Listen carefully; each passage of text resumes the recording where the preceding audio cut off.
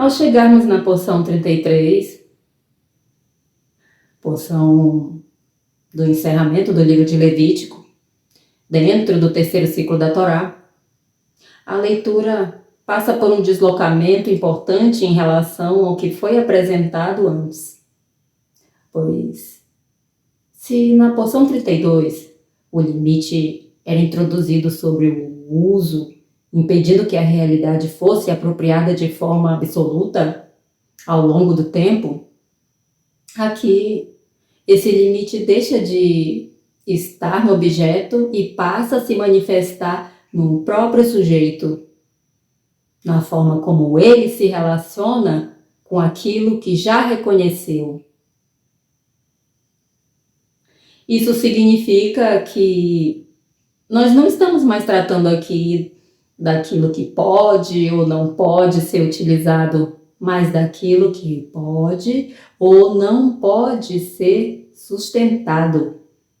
E isso desloca completamente o eixo da leitura, porque a continuidade do funcionamento deixa de depender apenas de condições externas e passa a depender da coerência interna entre aquilo que foi compreendido e aquilo que efetivamente se transforma em ação. A partir desse ponto,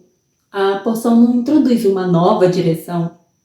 mas estabelece um critério de sustentação, no qual o problema central deixa de ser a ausência de conhecimento e passa a ser a interrupção da correspondência entre esse conhecimento e a prática. O que implica reconhecer que a existência de clareza, por si só, não garante continuidade.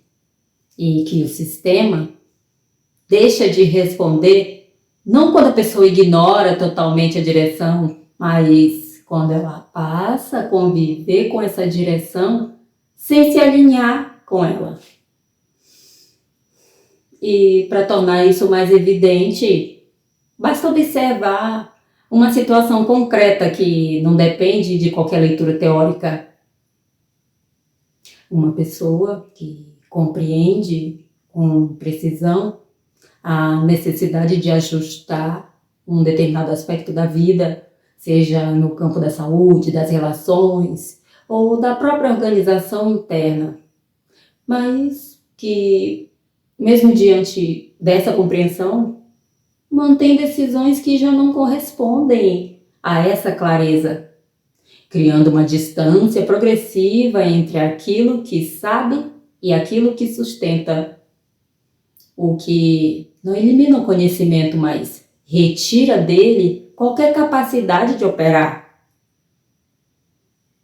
É exatamente nesse ponto que a porção começa a revelar algo que, em uma leitura superficial, poderia passar despercebido.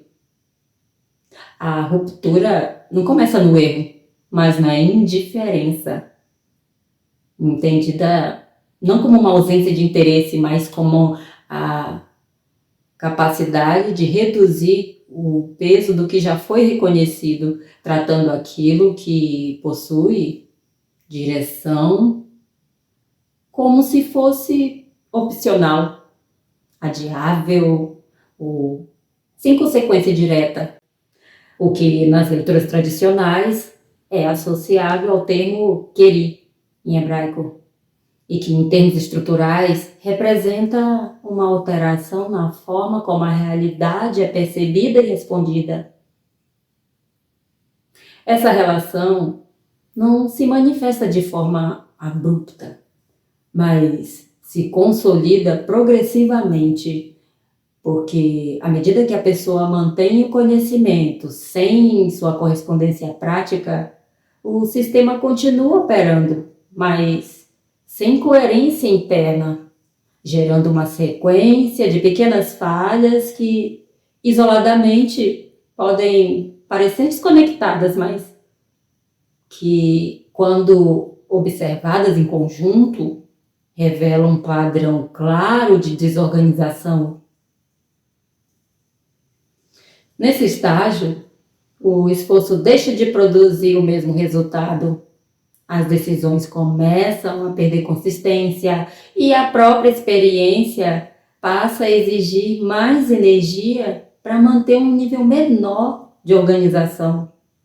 o que leva muitas vezes a uma interpretação equivocada de que o problema está em circunstâncias externas, quando na realidade o ponto de ruptura se encontra na interrupção da relação entre o reconhecimento e a ação. É nesse momento que a conexão com a lei noética deixa de ser referência distante e passa a ser compreendida como uma estrutura operativa. Porque aquilo que na formulação mais conhecida aparece como a proibição de roubo, revela, em um nível mais profundo, um princípio que regula a própria possibilidade de sustentar o funcionamento. Não é possível manter uso, continuidade ou benefício sem corresponder às condições que tornam esse uso legítimo. Quando essa lei é ampliada para além do seu sentido literal,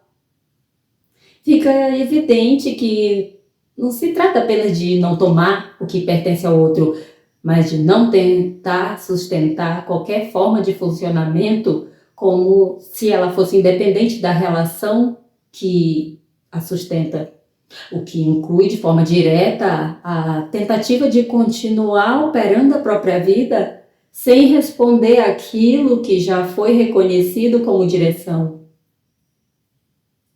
Nesse sentido, a interrupção da ação diante do reconhecimento não é neutra, porque ela implica na tentativa de manter acesso aos efeitos sem sustentar as causas, o que estruturalmente configura uma forma de apropriação indevida do próprio fluxo, aproximando essa condição daquilo que a lei noética impede, ainda que num nível mais sutil e menos evidente. E é nesse ponto que se torna visível compreender por que, dentro dessa estrutura, práticas como bênçãos, orações, aparecem de forma recorrente ao longo da tradição. Ao longo da matriz de estudo. Não como elementos acessórios ou exclusivamente religiosos, mas como forma de manter ativa a relação entre reconhecimento e resposta. Porque se o problema central que é apresentado pela poção é a interrupção da correspondência entre aquilo que já foi reconhecido e aquilo que se sustenta na prática, então qualquer mecanismo que reforce essa correspondência passa a ter uma função estrutural dentro desse sistema.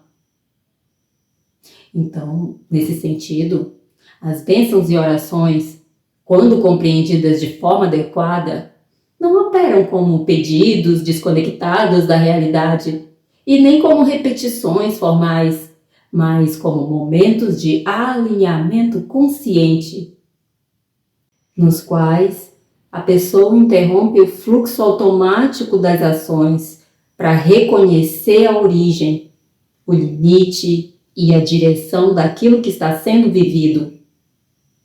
E é exatamente esse reconhecimento que impede que a realidade seja tratada como algo neutro ou puramente disponível,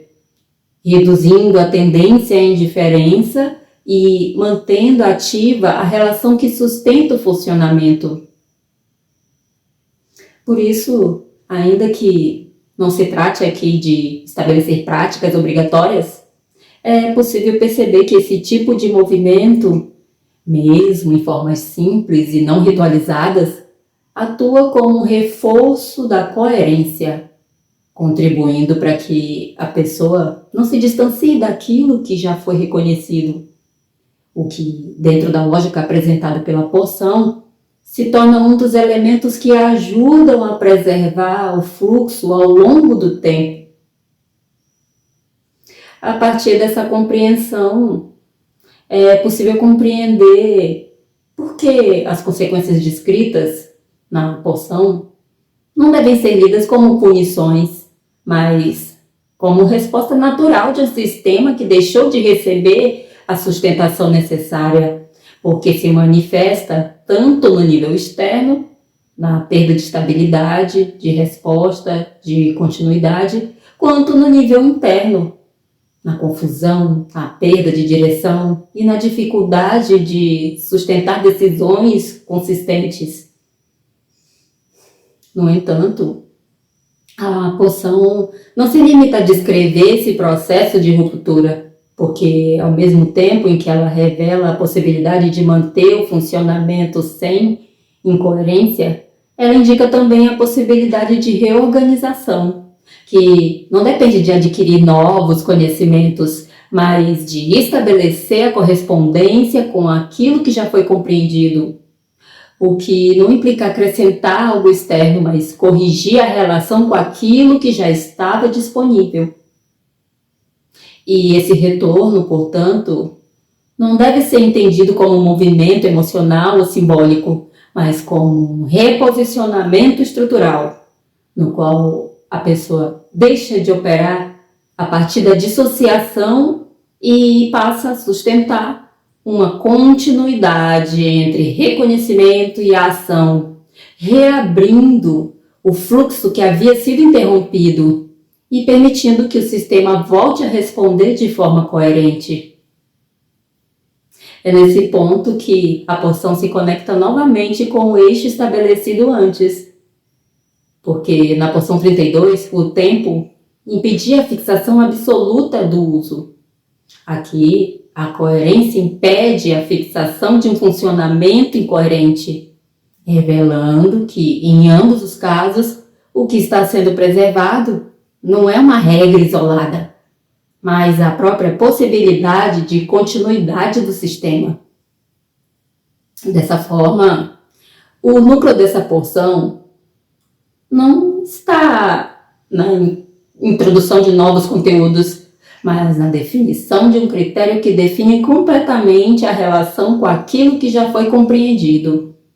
tornando evidente que não é possível sustentar crescimento, continuidade ou estabilidade sem manter a correspondência entre aquilo que se conhece e aquilo que se faz, porque é o que transforma cada ponto de clareza em um ponto de responsabilidade. E é exatamente essa transformação que encerra a leitura estrutural dessa porção, não como uma conclusão, mas como um deslocamento, porque a partir desse momento a questão deixa de ser o que ainda precisa ser aprendido e passa a ser o que já foi reconhecido, mas ainda não está sendo sustentado.